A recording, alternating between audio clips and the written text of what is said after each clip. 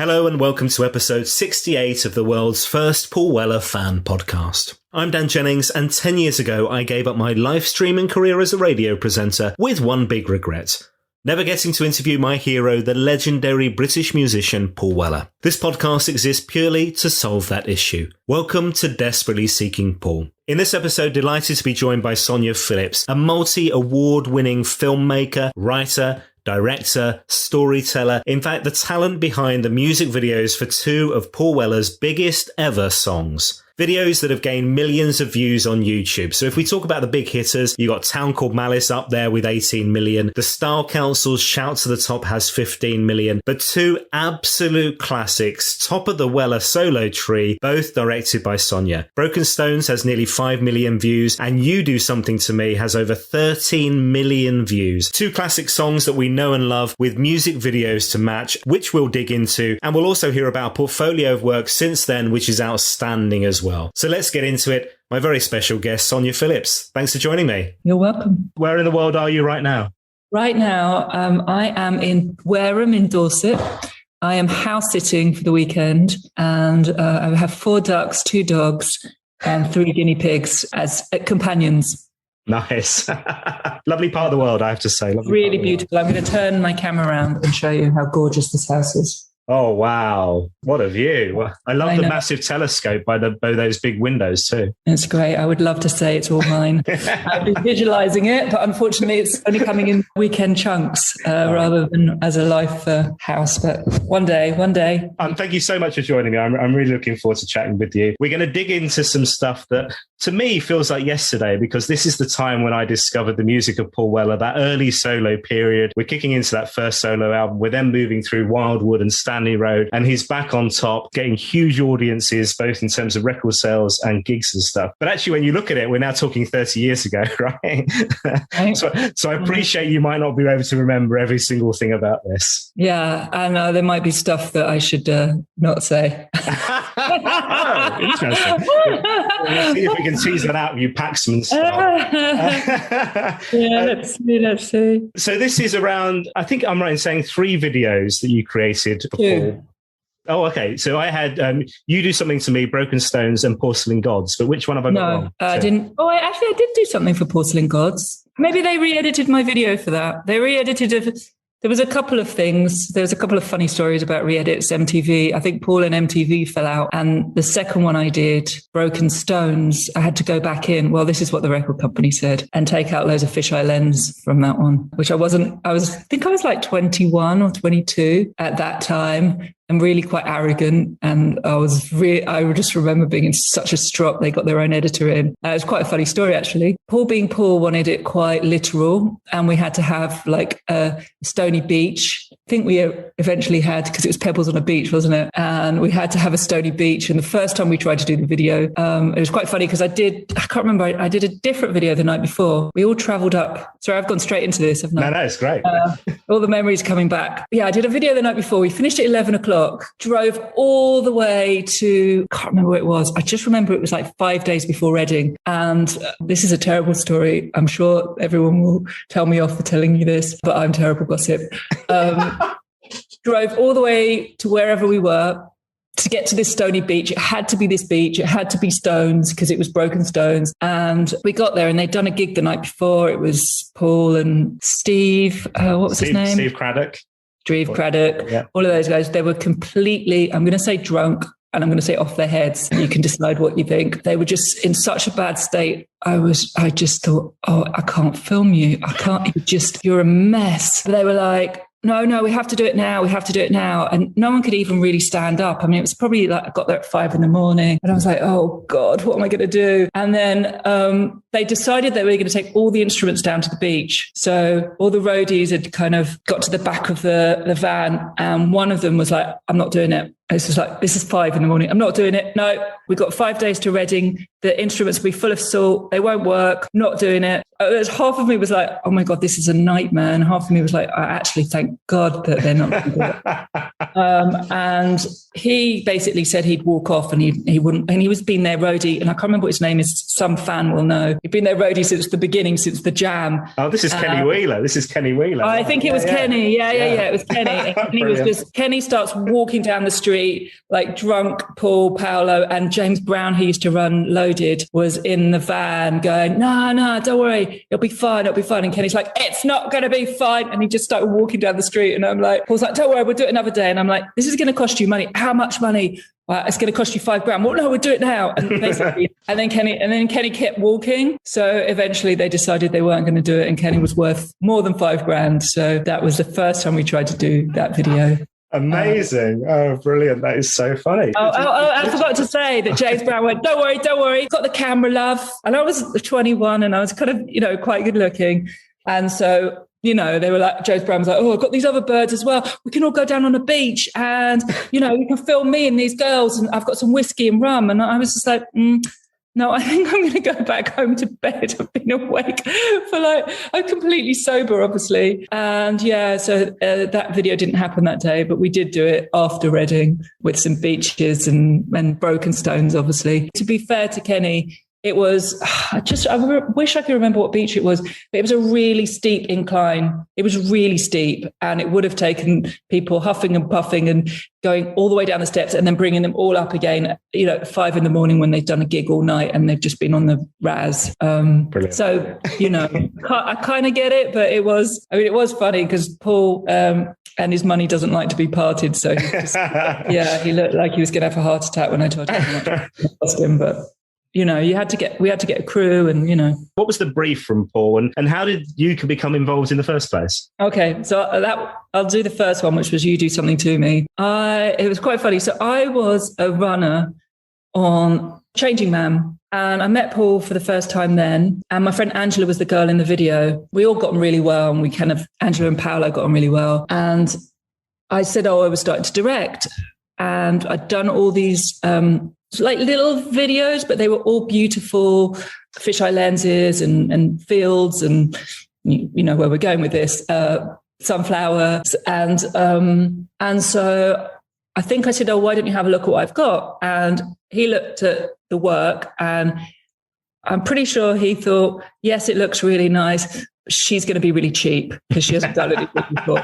And so about 2 months later, I got a phone call. Oh, it's Paul. Do you reckon you could do that video? I've got 500 quid. And I was like, I'm not sure if I can do it for 500 quid, but let me introduce you to my production company and my producer. And so we kind of obviously came to some kind of arrangement. And then he turned up with 3 boxes of Beatles videos, VHSs, because it was 94. And he said, this is everything that the Beatles has ever shot. Watch every single one, follow it, look at all the fisheye lens, look at all the way it's shot. That's what I want. And I've got 1,000 quid. And I'm like, okay, not going to talk about the money with you, but I'll look at all the videos. So I spent 2 days watching, I think, every single Beatles video, film, everything that they'd done. And then I kind of got an idea. So wrote a treatment. Yeah. And then he liked that. I got my couple of friends in it. As I said, I look Paul and Paolo and, they've got roving eyes. So I've got very pretty women in it as well to keep them smiling. I was going to ask you who the ladies were because I couldn't work out whether it was connected to the band in any way because You Do Something to Me. Paolo's in it. Paolo, right. Marco Nelson, maybe? I can't remember now. I think Marco was in the Broken Stones one. No, you're right. No, Marco, the boys were in the Broken Stone one. I think I wanted to get something really intimate and really smiley and happy, which is just not really what he does. And so I kind of thought, well, I'll get Paolo because he's really comfortable, Paolo. And they're, best mates and woking and blah, blah, blah. And then I'll get 2 really pretty women that now actually, I don't know what happened to Sheila, but Juliet, who's the other woman in it, she's now like a massive big producer. And she was she was kind of starting out as a producer at that time. Her name's Juliet Lart. And they, we just thought we'd walk around, run around, get beautiful,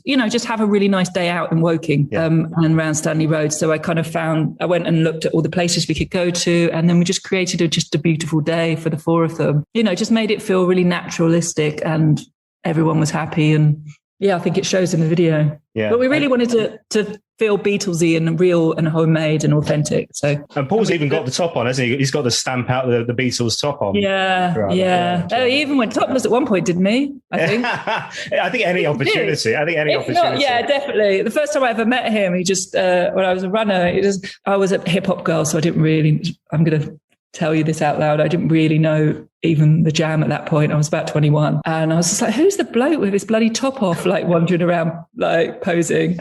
And I was like, oh, it's Paul Weller. And I'm like, who? I think it was just a bit like, oh, don't you know who I am? So I think that helped when I was going to do the video, because I wasn't a huge Uber fan. I just, he's just like, I'm just going to make sure you've seen the Beatles.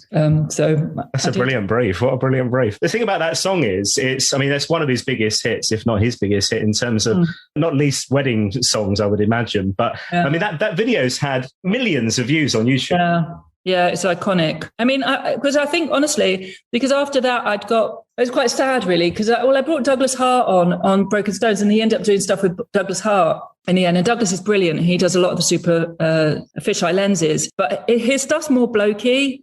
And you can see with You Do Something to Me, it's got a really feminine female touch. And I suppose it goes with that song more, and the rest of his stuff is a bit more rock and roll. But I just think that song and that video is so iconic, because it was me, and it was really feminine. And as much as I watched the Beatles and looked at all the kind of male stuff, it really had a kind of, I wanted to bring my kind of Sonja-ness to it, which is, sunny days, happy flowers, happy times, and just feeling really comfortable in front of the camera. So yeah, I saw Douglas had directed a video recently for the new album, which was he did. And then Porcelain Gods was obviously a chop up then. So I can understand the point you made about like MTV and stuff, because ultimately you're the creative and this is your work and you put your heart and soul into this. And then when some dickhead comes in and hacks that all apart and wants to do it their way, that's frustrating, isn't it? From what I was told, but you never know if you're told it because they're just trying to, appease your kind of ego or whatever. But I was told that he'd either snubbed MTV or not turned up to the awards, and that's why they were doing it. I have no idea if that's the truth. That was what the record company had said to me. This poor editor, I made such a prat of myself. I walked. So actually, this is the funniest story. One of the funniest things that ever happens to me. I get instant karma. I can never be arrogant because the universe just literally slaps me in the face. And so it's a really funny story. And so I walked in there, 21 years old, just really like, oh, it's my video. What are you doing? Who's this editor that's re-editing my video, my vision? And I walked through the door, sat down. I sat on the chair behind him. I put my legs up on the table. I mean, honestly, what a twat. I'm not like this now. This is 30 years ago. I put my legs up on the table, and then the chair started moving backwards and it completely fell over, and I fell over and I was lying on the floor, and literally my skirt was over my head, and I just cried with laughter, and the editor cried with laughter, and we're still friends to this day, because it was just like, what a way to break the ice. And I'm like, okay, I'm not actually cool, I'm just pretending to be. I'm an idiot. And so it was really funny. There's two things I thought were really interesting about the videos as well. So one is, Paul's always been a fashionable guy. He's always got a sense of style. He knows about, how he wants to look and puts a lot of effort into that. And in Broken Stones, he's even wearing his own design. So he's even wearing his own Ben Sherman, that candy stripe that he designed. Yeah. Was that a conversation that you had, or was it just he turned up? You can't converse with Paul in that way. He's got his own ideas. I mean, I don't know, maybe other people couldn't. Maybe it's because I was still quite young and just fresh to doing videos. But I put my bit in, which is making him feel comfortable, working out what the shot should look like and the feel of it all. And we did quite a few in-camera tricks. But he definitely was, I think I would say that doesn't work. You can't wear a green top in a green field. It's not going to work. But, apart from, because I'm really obsessed with colours, but apart from kind of colour scheme, he would bring his clothes. And then the other thing was there's a bit in Porcelain Gods, they're all wearing Paul Weller masks are in the where did that come from? Do you remember that? No, I don't. Oh, I do. Oh, I can't remember now. Jeez, too long ago. The thing about this is, so this was very early on the start of your career, but a great launch pad, because you then go on, the amount of stuff you've done since with the Discovery Channel and the launch of D-Max and Channel 4 and all the ITV idents. It seems to me that you're somebody from day one of this career were really brave in terms of what you're doing. Even the Bosnian trip that you did, was that you were like 21 doing that as well, weren't you? Yeah, it was really, actually, no, I was probably,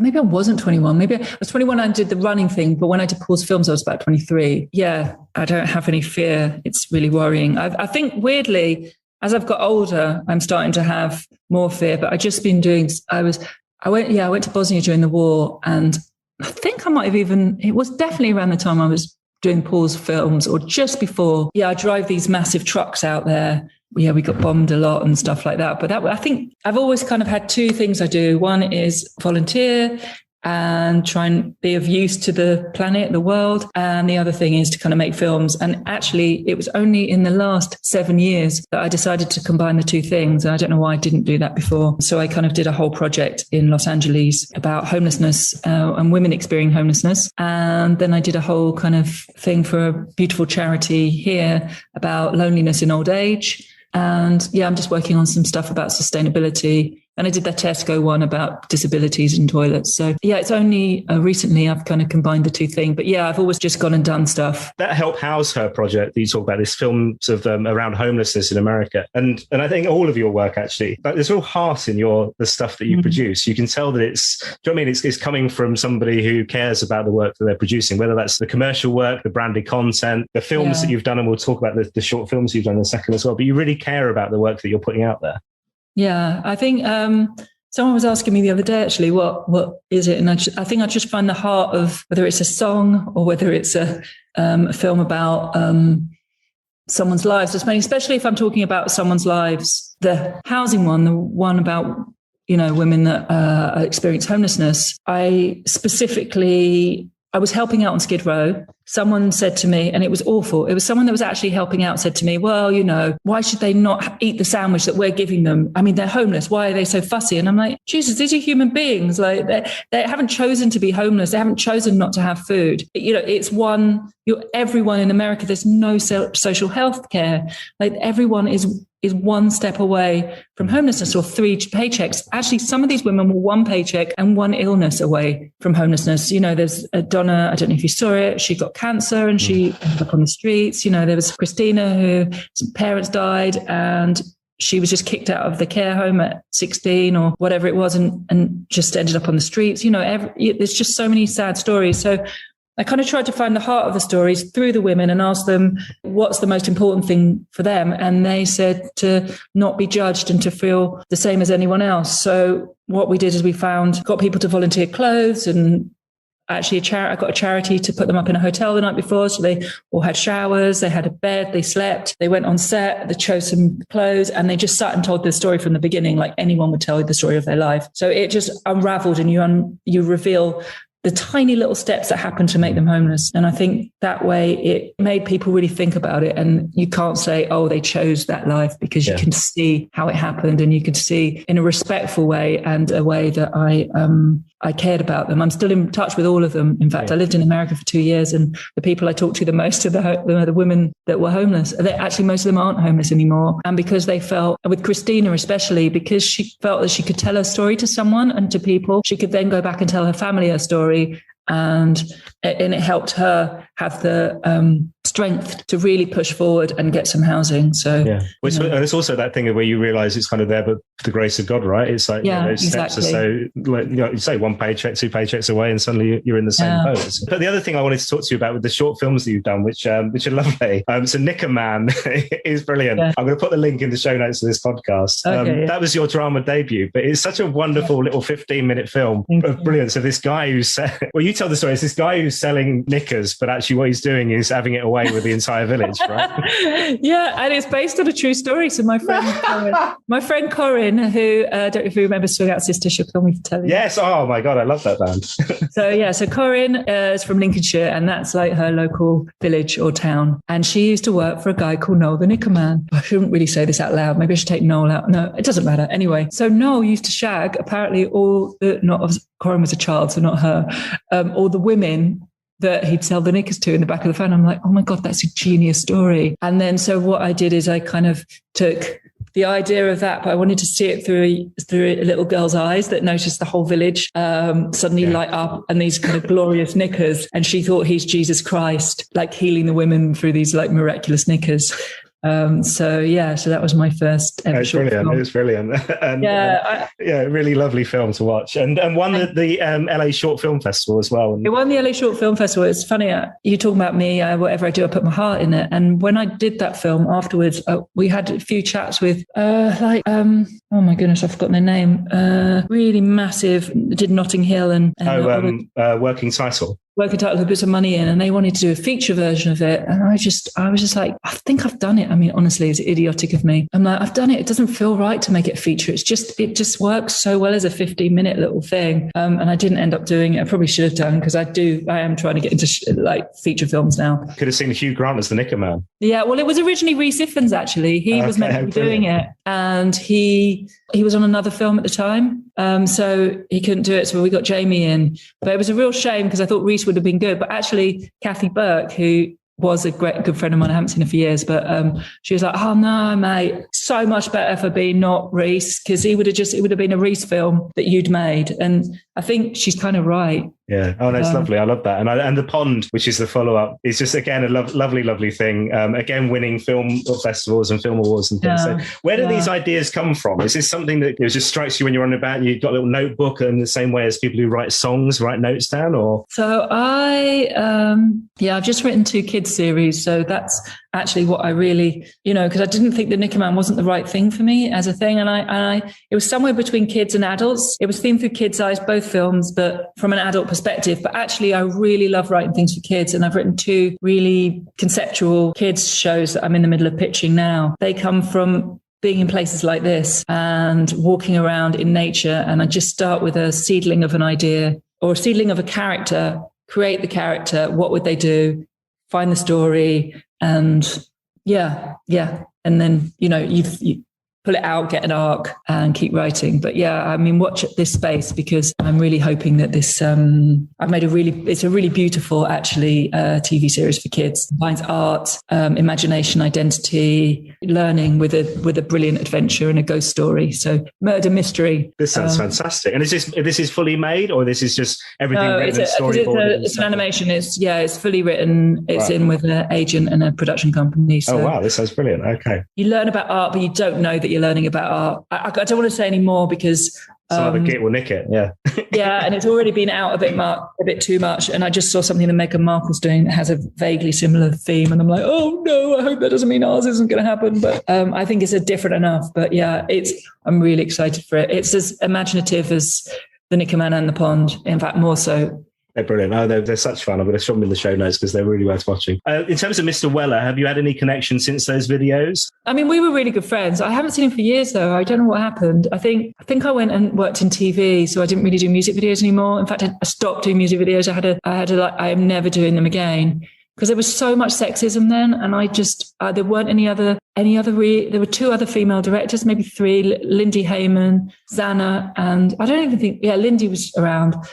There was a woman called Zana, who's a photographer, and Sophie Muller, who was a photographer, and she's still doing it. And I was really young. I was a bit younger than everyone. And I just constantly, honestly, I got so much sexism, and I got so much stuff. Like, there were guys in the same production company as me, and we were all going to see gigs to get work. But I'd always get the comments like, well, Sonja just flirts with the bands and that's how she gets her work, as if like all bands are just stupid and that's why they'd give someone a job. And the boys weren't getting anything like that. And I just thought, I can't do this anymore. And actually, brilliant woman, Dawn Shadworth, came possibly 4 or 5 years later, and she kind of just changed the whole landscape of music videos for women. And I think she really kind of started it off. And I think I was just 5 years too early on that, because whatever I did, it was just my gender would be so much part of the conversation when it shouldn't have been. And honestly, some of the stuff I got, and I remember the day I stopped doing music videos, I'm going to say this out loud actually, and I'm going to shame Virgin, because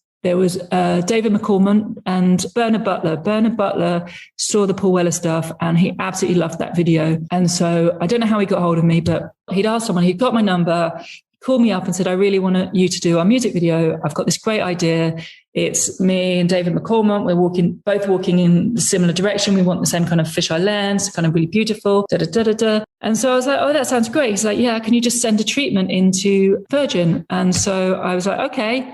So I'd written it all up exactly how he wanted it. I sent it off to Virgin on that Monday morning. It's really funny. I have no shame with showing people up. I honestly, I think it's right to call it out. I think people should. I really think sexism should be called out. Yeah. And so I sent that off to Virgin Records, and actually Juliet, who was the girl in the Paul Weller video, was at that time the rep in my company. This is possibly 6 years later or something. And so I sent it through, and about 4 or 5 hours later, Juliet got this phone call from Virgin saying that they were really disappointed that I'd been chasing after their bands again and flirting with them and asking them for their music videos. And I was just like, I was just like, that's it. I've had enough. I'm done. So I got a piece of paper. This is in the old days of fax. I wrote, fuck you, sorry, people, or FUCKU in black marker pen. And I faxed it through to Virgin Records and said, I'm never doing a music video again, and walked out.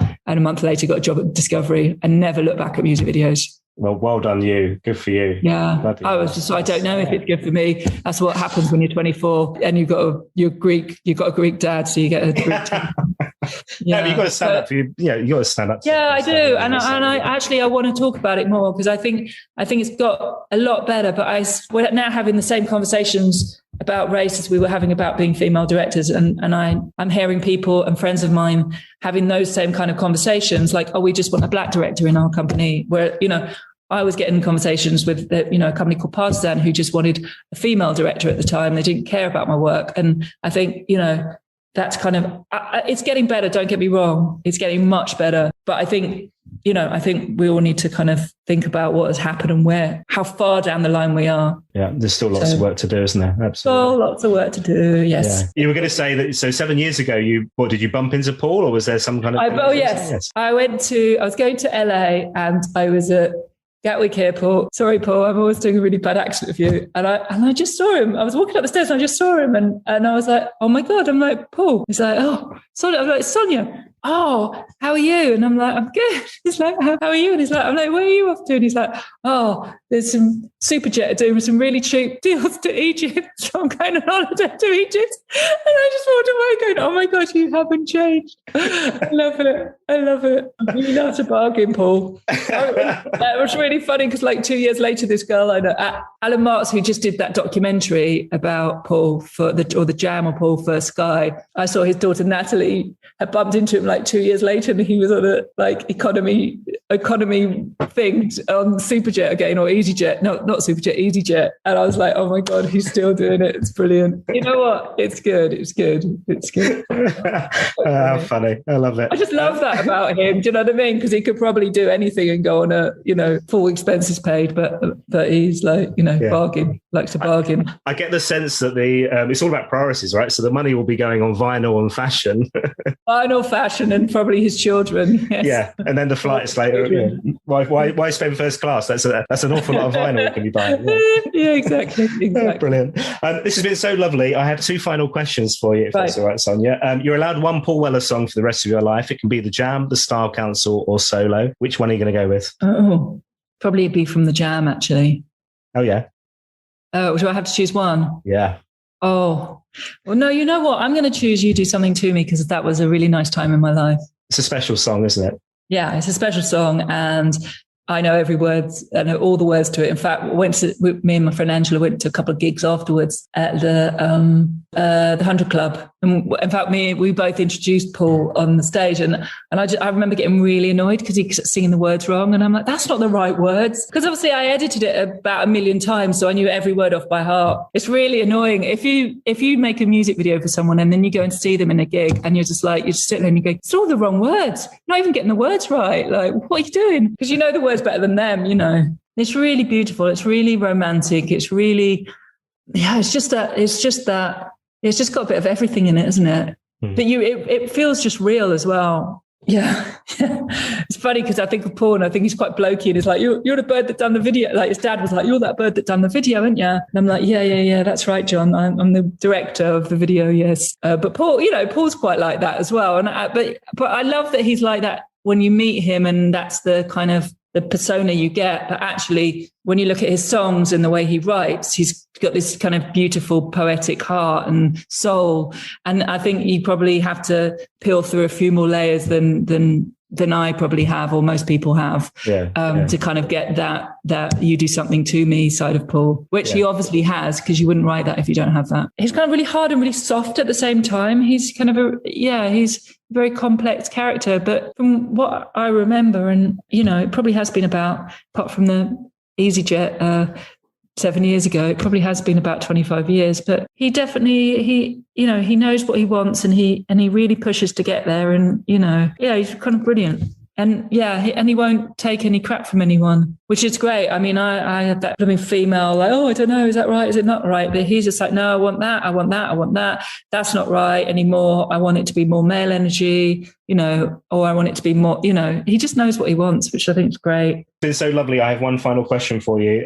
So the purpose of this podcast is not only to talk to people, lovely people like yourself, but it's to get that interview with Paul Weller that I never managed in my radio career. If it happens, what should I ask him? Oh, gosh. The Beatles, obviously. Ask him, is there any Beatles video he didn't actually manage to get? Because honestly, does he still have those VHSs? Because I think even then we didn't even have VHSs. I mean, maybe he did in 95. I don't know. But he'd collected every single performance. And I'm talking every single performance, you know, either taped off the TV or and there was a box of every single performance. And that is someone that really is a massive fan of them. You know. So maybe there's a question in there that you can ask him. I love that, him giving you this massive box and expecting homework. Homework for your 500 quid. I can tell you it cost you more than 500 quid. Your hourly rate just for watching the Beatles videos. Yeah, exactly. Thank you very much. My thanks once again to Sonja Phillips. Head to my new website. Yes, brand new website to find out all about Sonja's amazing work. You can find me on paulwellerfanpodcast.com. That's paulwellerfanpodcast.com. Now, if you've enjoyed this episode of the podcast, please make sure you follow, do leave a review. It does help us to find new listeners to the show, and do share on your social media channels as well. On Twitter, @WellerFanPod. You can find me on Instagram and Facebook. It's Paul Weller Fan Podcast. Don't forget, you can also buy me a coffee as well, and find information about my guests in the show notes for this podcast. Thanks again for listening. I'll see you next time.